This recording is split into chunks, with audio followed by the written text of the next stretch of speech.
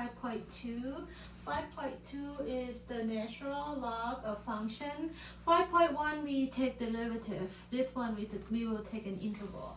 But let's look at theorem 5.5. Alright, let u be a differentiable function of x. An integral of 1 over x dx is equal to ln absolute value of x plus c.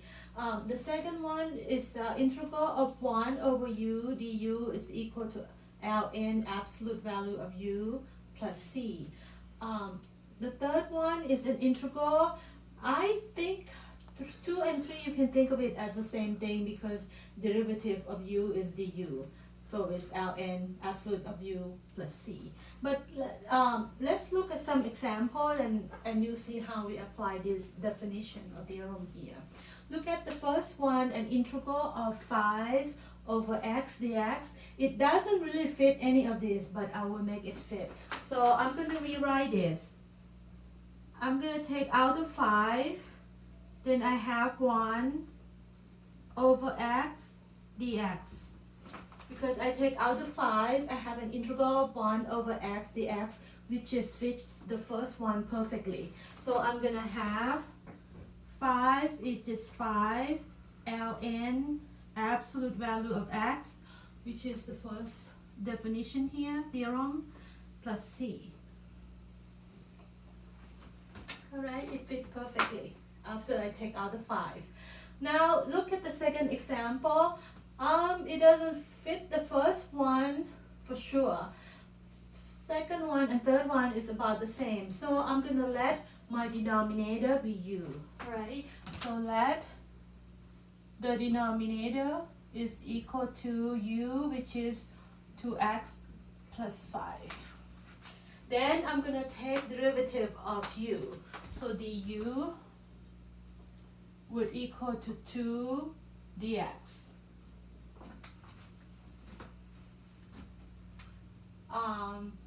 I can do this way on my dx. My dx would be 1/2 du. Alright, so let's write my first original, the integral of 1 over 2x plus 5 dx. Now I'm gonna replace everything that have x with u. That's why we call it u substitution. So my dx right here is equal to 1/2 du. That's my dx right here. And then my 2x plus 5 is my u right here. It's almost there. So I'm going to bring out the 1/2. So I have 1/2 an integral of du over u, which is fit my second from theorem 5.5 perfectly. So I'm going to have 1/2 ln absolute of value of u plus c. Let me say that one here. However, I have to substitute the x back. My u is 2x plus 5. So it's going to be 1/2 ln absolute value of 2x plus 5 plus c. Please don't forget plus c because that's a constant. Alright, let's look at my last example for this moment, for this board. It doesn't look anything like any of this. So I'm going to try to make it fit. It doesn't fit. I'm going to try to make it fit. I'm going to let my u be the denominator. Okay, so let u equal to x to the q plus 3x squared plus 9x. Alright, take derivative of this. If I take derivative of this, I have 3x squared plus 6x plus 9, right? Yes. Right? Now let's write our original integral. An integral of x squared plus 2x plus 3 over x to the cube plus 3x squared plus 9x dx. That was our original one, and I'm gonna have substitute everything to u. So I'm gonna rewrite this way. I have an integral. My denominator is just my u, x to the cube plus 3x plus 9x. That's my u. Alright, and I need the du on the numerator, so I can use this formula here. My du is 3x squared plus 6x plus 9, but it's not perfect. But if I multiply this by 3, I got my du. Alright, so what I'm going to do, I'm going to multiply this by 3.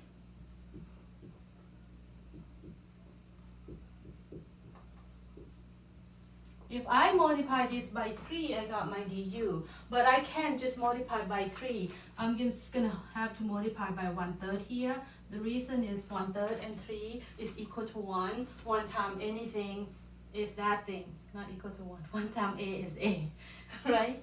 So now it's perfect.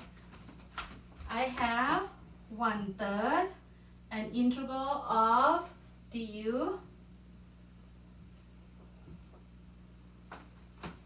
which is this one. So it's going to be equal to 1/3 ln absolute value of u plus c. However, I have to substitute it back to x. So I'm going to replace u by this whole thing here. So it's 1/3 ln absolute value of x to the cube plus 3x squared plus 9x plus c.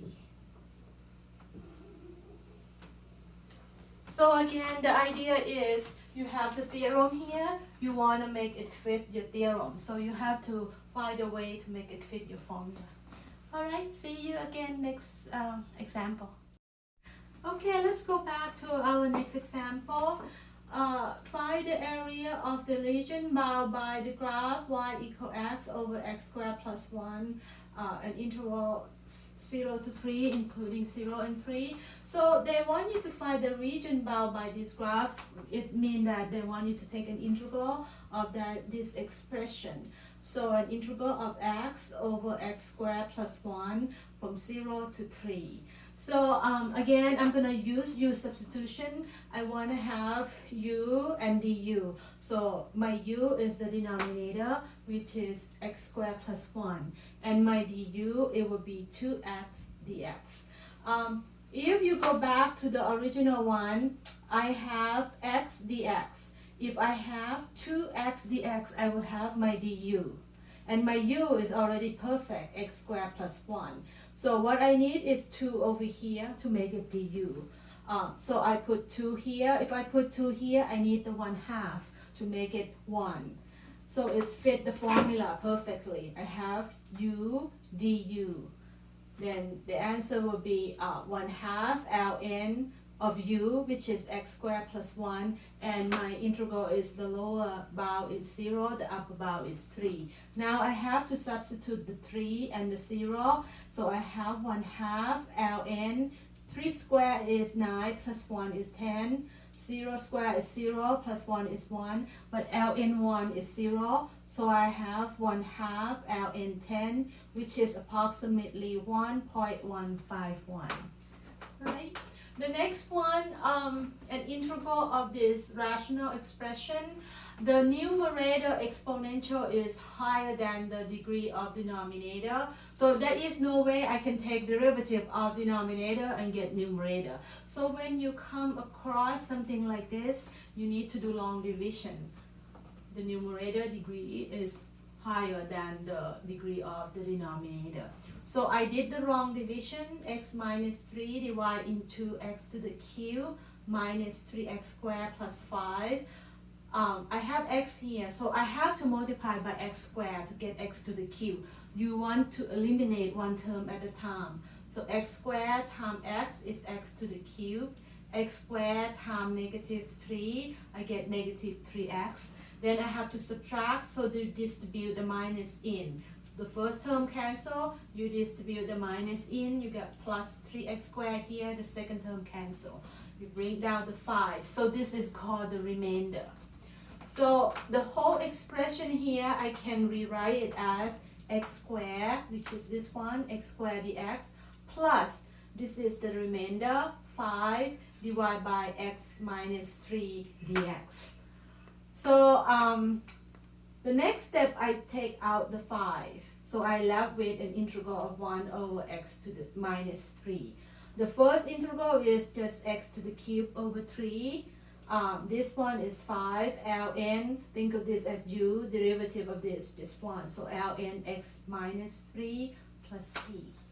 Alright, let's look at a little bit of trig function here. I have an integral of tangent phi theta d theta. So tangent is sine over cosine.